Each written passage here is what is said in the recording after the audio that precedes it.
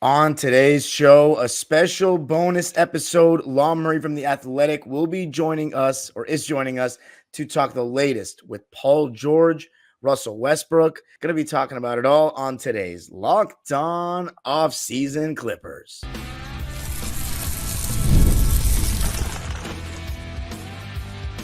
You are Locked On Clippers, your daily Los Angeles Clippers podcast, part of the Locked On Podcast Network. Your team every day. Yes, sir. You were locking in with the Clips. Thank you for making Locked On Clippers the first listen of your day. Your team every day. I'm your host, Darian Vaziri, born and raised in LA, and just finished my 19th season as a Clipper fan. You can also follow me on Twitter and Instagram at Dime Dropper Pod, and subscribe to my own YouTube channel, Dime Dropper, for even more LA Clipper and NBA content throughout the offseason. And Locked On Clippers, free and available wherever you get your podcasts, including YouTube. Hit the notification bell and leave a comment about all your thoughts on the things we're going to talk about. Paul George, Russell Westbrook, the latest with the Clippers, draft pick in Cam Christie, and Trenton Flowers, who they also acquired. And this episode is brought to you by Game Time. Download the Game Time app, create an account, and use code LOCKEDONNBA for $20 off your first purchase. Game Time is the best place to get great deals on last-minute tickets. And joining me today for the second time, you guys said he should be a regular. So we're going to try our best to make that as possible, as humanly possible. Law Murray from The Athletic, Clipper beat writer, joining us on this Friday. Thanks for joining me, man. Hey, thank you for having me. So let's get right to it. Paul George, I mean, how hectic has this been covering it all for you right now? Because it's tough for me, but I know it's even tougher for you. The toughest thing about free agency is that the process doesn't start like when the season is over and when, you're nearing these deadlines for the option and the new league year. This is something that really begins when the previous contract gets signed. And in Paul's case, that was right before the 2020-2021 season. And I joined The Athletic like days after that extension was signed or some weeks afterwards. The next month I was writing for the first time for that site, covering the team. So we knew that there was a timeline established with his deal, and we were talking about Kawhi Leonard. What was he going to do? He was the one entering free agency that year. And obviously he would have wanted to have like a 1+1 to maximize his earnings, but he tore the ACL, didn't want the questions, lined his deal up perfectly with Paul. That's early in the tenure, or really the middle of it. So we knew we were coming up on this for years, right? When the season started, one of the first things we asked Paul in Hawaii was the state of those extension talks. And he just felt uneasy about talking about it even then. Kawhi gets his deal in the winter, and we're like, okay, Paul's going to be next, right? And now we're here. So that's the exhausting part. When you're entering an era, especially when you're getting to the end of that said era, and you just know that, okay, what's going to be the case this time? What's different now compared to then? And if you're playing catch up, it gets that gets overwhelming. But for me, it's been a long-term approach. Every year you're like, okay, what's the years looking like? If they need what's the relationship looking like between the primary stakeholders when it comes to the negotiations? And so we're here. Deadlines for action. Saturday is going to be a big day. I thought it could be Friday because I was around in 2017 when Chris Paul gave the Clippers a solid, opted in and helped the bridge era establish itself. I think people were really happy with how that turned out. Things are a little bit more complicated this time around. Definitely. I mean, so the stuff that we know or have been told is that obviously, as you said, the Clippers want to align Paul George and Kawhi's deals to end at the same time. Kawhi has 3 years on his deal starting in 2024. Paul George wants 4 years or more from what we've been told. There are people talking about that Paul George has been offered the same as Kawhi, but I have not heard anything concrete about that. From what I can this is just my guess, is that they're offering a little bit less because it's been established that, look, Kawhi is the number one. You even said Kawhi was the number one, and Kawhi is signed for 3 years, $152 million. Do you by any chance know if the Clippers have have matched that and said, Paul, we're offering you this as well, or is it something slightly lower than Kawhi? I don't think that the money, the money is right along, and the years. I think that it's basically around the same deal for Paul as it was for Kawhi. I think Paul's primary thing is that extra year. That extra year is going to give you, first of all, that much more money, right? And then you're talking about like Paul's what, 34 years old now. So the Clippers are able to offer more just for the fact that he's already here. They've had him. But the Clippers aren't really taking advantage of that. So Paul's looking elsewhere for that extra year to see who's going to give him that fourth year. I think that matters as much to him as whatever max there is. I think whatever contract Paul winds up signing, I don't think it's like he's going to max out as much as he's looking for that fourth year. And I think that's going to be what gets tricky. The opt-in situation would be tricky just because you're looking at a trade there. I don't think Paul George is opting in to give leverage to anybody else here, but I really want to see what it would look like as far as who is going to want to giving up that fourth year for Paul. I think Paul wants his money, but I don't think I don't think this is like, oh, you're giving me less than Kawhi. I think Paul wants more security than that. And when Kawhi got that extension, was Paul shocked that it happened so quick that Kawhi only went for 3 years, or did he not think it was going to be a problem if he wanted more years? You know, when that deal happened, because it was right before a game, because of course it was, Kawhi obviously sat down, and the biggest thing Kawhi said was that he discussed it with Paul and James. Okay. So I don't think there was any shock because Kawhi's specific contract, Kawhi don't say a whole lot. Yeah, I mean, the team broke the news on the contract. But Kawhi was in communication with the guys that he needed to be closest to in terms of the communication with the contract.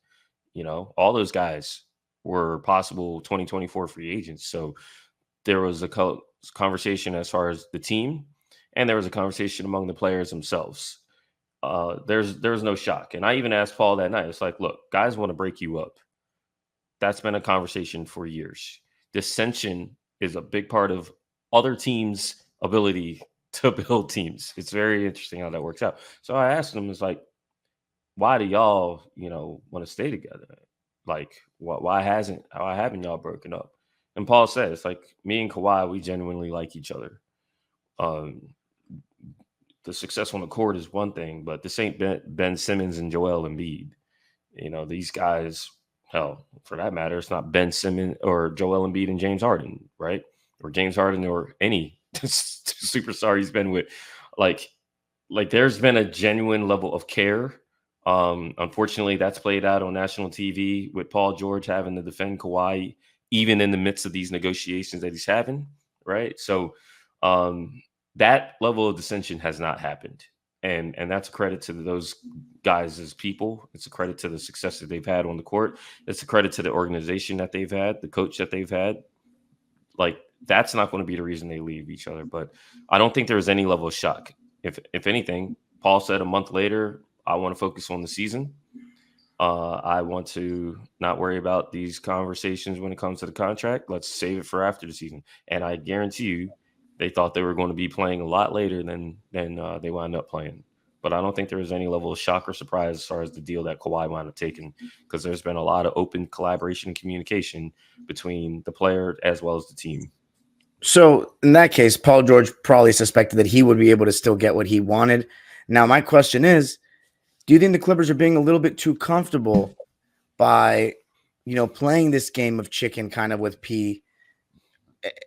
Because, I mean, if he does leave and you let him walk for nothing, is that something that they're comfortable with? Because they're really banking on the fact that he wants to be here. He came with Kawhi. He's in LA with his family. You get to see his parents all the time at every game. Are they a little bit too comfortable? Because, like, as of this episode being recorded Friday, Brian Windhorst came and said that he's surprised that the Clippers are so comfortable with this. Are you surprised? Because we watch them every night. Yeah, there's a lot of noise. I mean, respect to Brian, that's my guy. As far as like the negotiations go, I'm not surprised because the Clippers hinted a year ago that they were going to one have to be in a position to do things that were difficult and hard.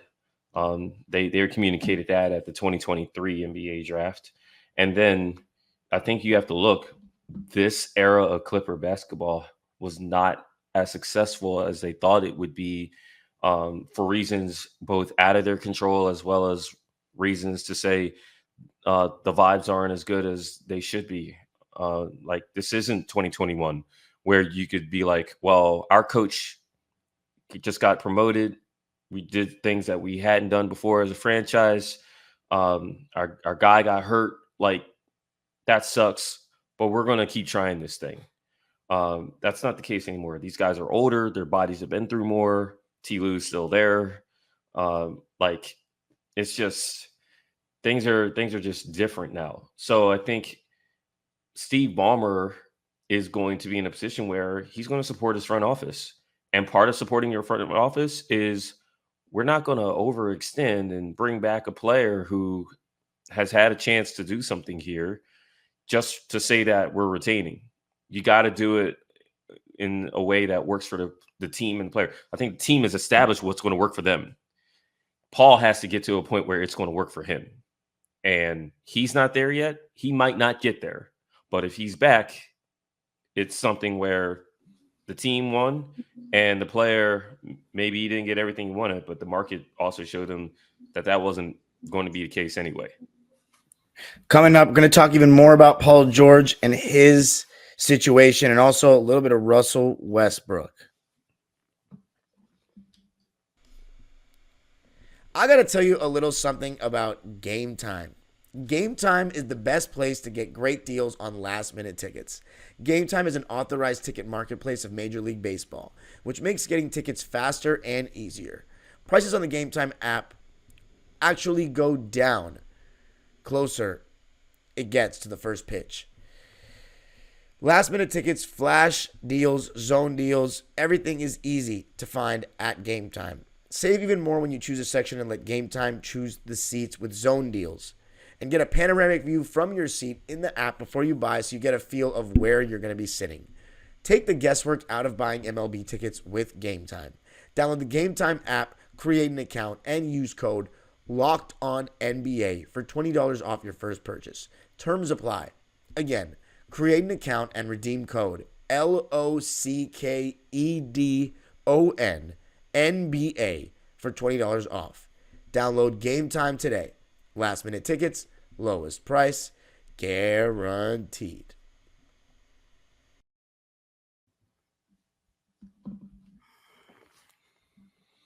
All right, back here with Law Murray, Clipper beat writer for The Athletic, talking about the current situation in the offseason. So Paul George just answered that the Clippers are sticking to their guns. Here's the thing. If Paul George leaves for free, let's say right now it's looking like the market is not showing that he's going to be able to get what he wants in free agency. I mean, have you heard anything about the Philly front or Orlando, any of those teams that are potentially willing to pay him all that money if he opts out? I'm not confident that Orlando's in the mix. I think they should be, but it just doesn't seem like Orlando is a serious player here. Orlando makes a lot of logistical sense and basketball sense as far as what Paul wants. You want something different from a basketball standpoint. Orlando's not an ISO team. They're not a point guard dominated team. They're a big young team that needs a shooter in a warm weather, tax-free environment compared to these other states in the nation. But I don't think it just doesn't sound like they were a legitimate player in this. Again, there's what I would do if I was a free agent and I was like really serious about changing up how I'm talking about my options. And then there's, I just want my money. And the I just want my money, it sounds like comes down to Golden State and Philadelphia. And the only way you're getting to Golden State is if you opt in. The only way you're getting to Philadelphia, a team with no contracts.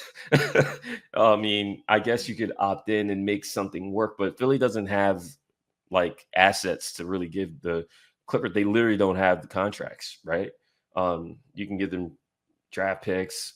I think you can open up an exception.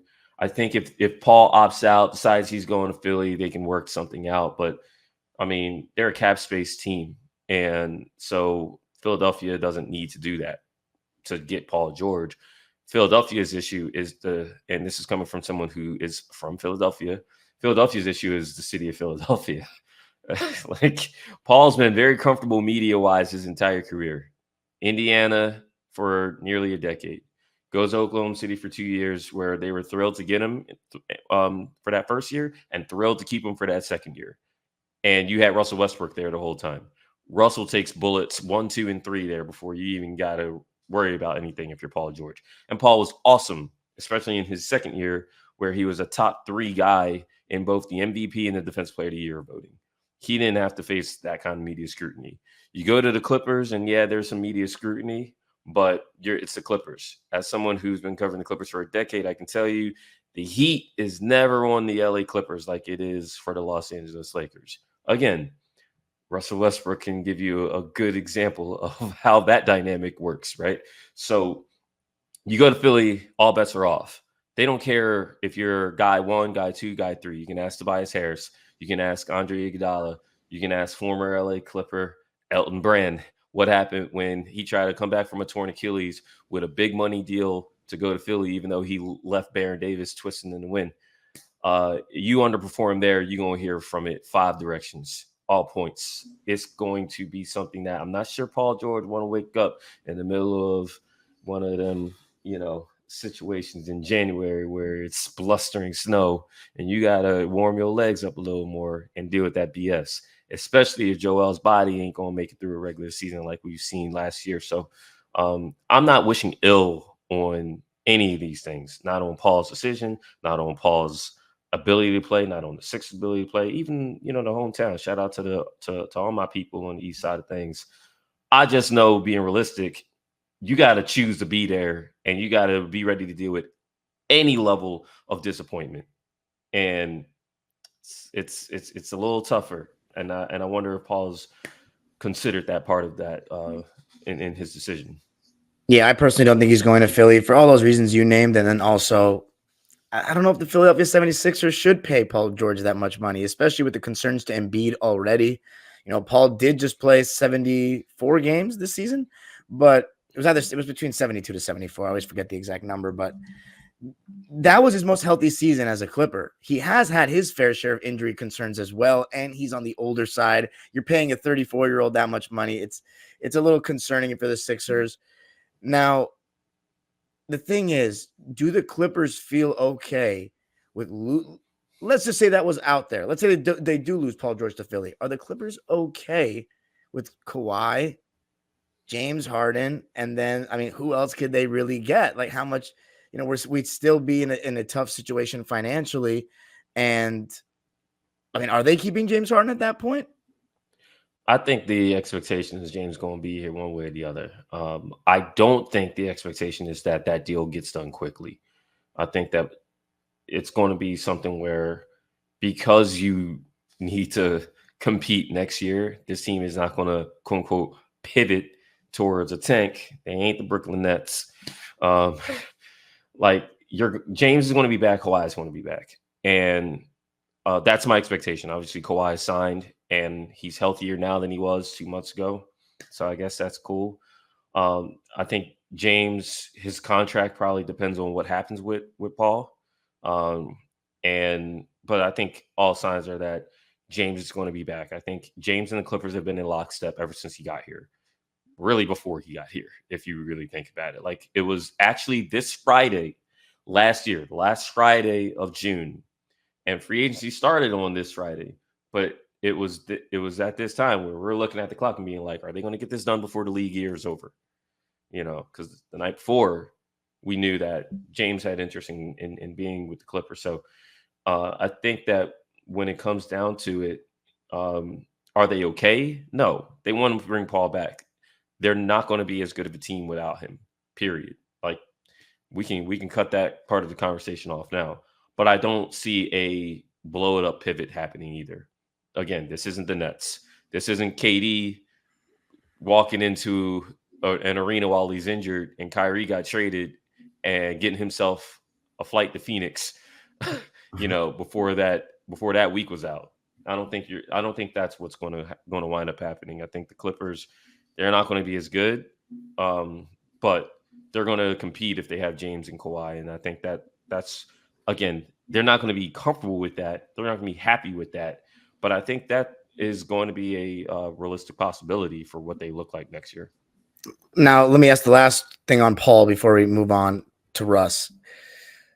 The option that has picked up a lot of steam in the last few days is that not sign and trade. They opt in and then trade to Golden State, because you look at it from both sides. The Warriors really need to get a second guy for Steph if they want to, get that championship window open again. But they're going to need to trade some things. And also, it's not crazy travel for Paul George. He still stays in California, even though he does have to go up north. But it's a solid basketball situation. Could be a solid life situation. If it does happen, what kind of return do you expect? People are talking Kuminga, Wiggins, and how likely is this the most likely option if he goes to another team, in your opinion? I think it's the only option. Okay. Honestly, I really believe that either Paul opts in and the Clippers are able to get as much from the Warriors as they're asking for, or Paul's going to opt out and he's going to have to be like, well, what am I going to do? I do see a scenario where Paul wants to go to Golden State. You alluded to it. When you get to stay on the West Coast and you get to kind of do your basketball business upstate and come downstate to do whatever, be a family man, do the pod, do everything else that LA has, because being a family man means more to Paul. It's two sides of the family. It's your given family and your chosen family. Paul is present in his parents' life. He is present in his wife and his children's life. That is a factor when you're in the NBA. There are NBA players that don't have their parents, or they don't have the people that raised them, or they're not in their lives as heavy. Like I see Paul's parents at every game, so that is a factor. And then there's single NBA players. There's players who don't have the same responsibilities at home. That's not as much of a consideration. It is for Paul. Paul is very much a family man, and that is a consideration for him. But I think this is going to come down to this weekend. You opt in, it means that the Clippers are ready to take what they can get from Golden State. I think that Kuminga has to be the centerpiece. We can get to breaking down players later. I don't think either one of us have the time or will to even want to go there. We're not going to do that. It's got to be players. It's got to be picks. It's got to be multi-positional players as well. Golden State, they've already given up on one of their lottery picks from being a terrible team. Golden State is not even that good. Like they didn't win they've not survived the play-in round 2 times in the last 4 years. They had to survive a game 7 with the Kings, only to lose to the Lakers, a 7 seed. That was their most successful season outside winning the championship since Kevin Durant left. It's very interesting how we talk about the Warriors, but that doesn't matter. All that matters is what Paul wants, what the Clippers want, and what the Warriors want. Yep. And coming up, we're going to talk a little bit more about Russell Westbrook. Man, every time you start talking about Paul George, I keep thinking of new questions about Paul. So maybe I'll have one more coming up.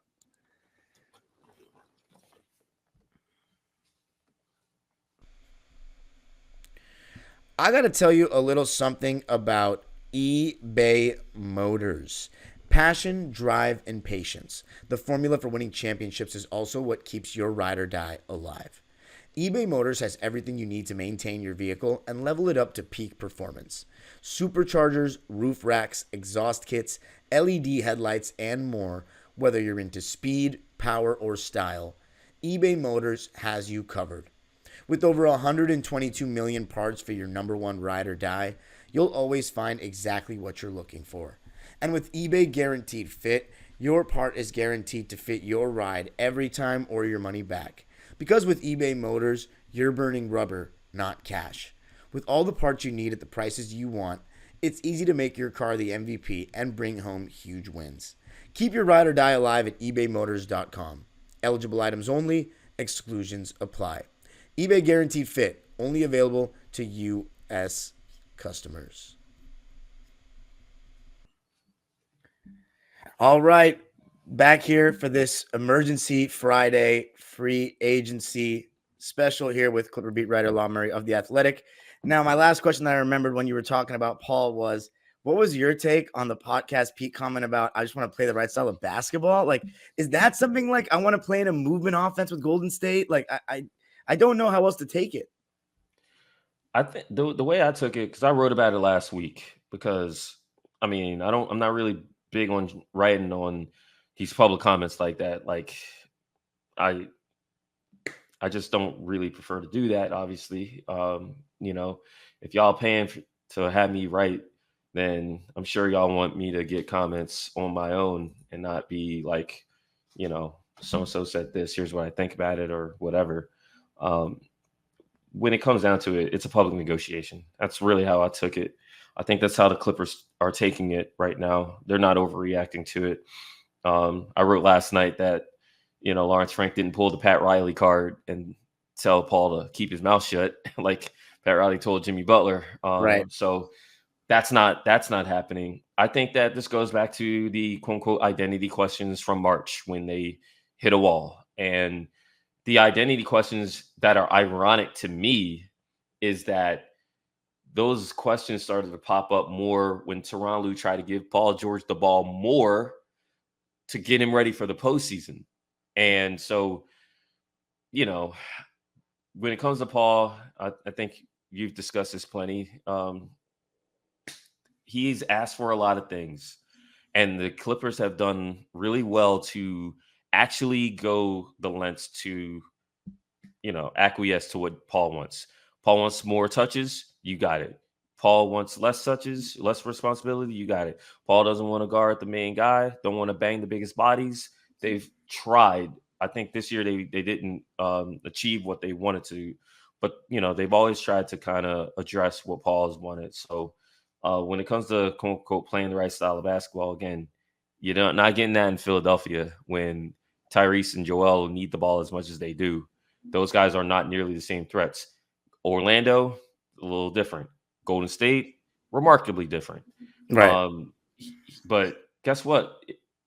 Golden State doesn't run pick and roll relative to the rest of the league at all. They're the least frequent. So your style of basketball, it can be different, but does it fit you the best? I think he obviously is great off the ball. He's learned how to cut really well. Paul fits any offense. Paul is that kind of player. And so we're not going to get into what Paul can and can't do. It's always about what he wants to do, right? And chances are, if he's back here, we're going to look at those comments a little differently. Okay. Interesting. So Golden State or bust, it sounds like. Or Golden State or Clippers, it sounds like. It sounds like he's staying in California. We're going to be really ready to see. You mentioned already that there's no way the Clippers pivot into something else in terms of the long-term vision of the team. If they do get someone like Kuminga and some picks, does that maybe push them to potentially? Or do you think it's still just you don't have enough? Nah, because those guys aren't good enough. Okay. Respectfully, those guys aren't good enough. What you're going to do is you're going to load up and you're going to want to try and compete again, and that's that. But I also don't think the Clippers really want those dudes, which is why you drive up a high price and basically, like, the Clippers are preparing for Paul to opt out. That's what it's been. It's been that way for several weeks. So I will tell you, I will be surprised if Paul opts in, goes the Chris Paul route from 2017 and forces his way upstate or somewhere that we're not thinking of. I would be surprised. Not saying it's not going to happen, but what I expect to happen is that Paul reaches the open market. I think that's what the Clippers expect. I don't think the Clippers are expecting to reach some kind of contract extension. I think this is going to be what I expect Paul George to opt out and Paul George to really see if he can get that fourth year in a good situation. And once he doesn't, which I predict he won't, he's coming back. That's my overall prediction. That's what I'm going with. I'm taking it to the bank.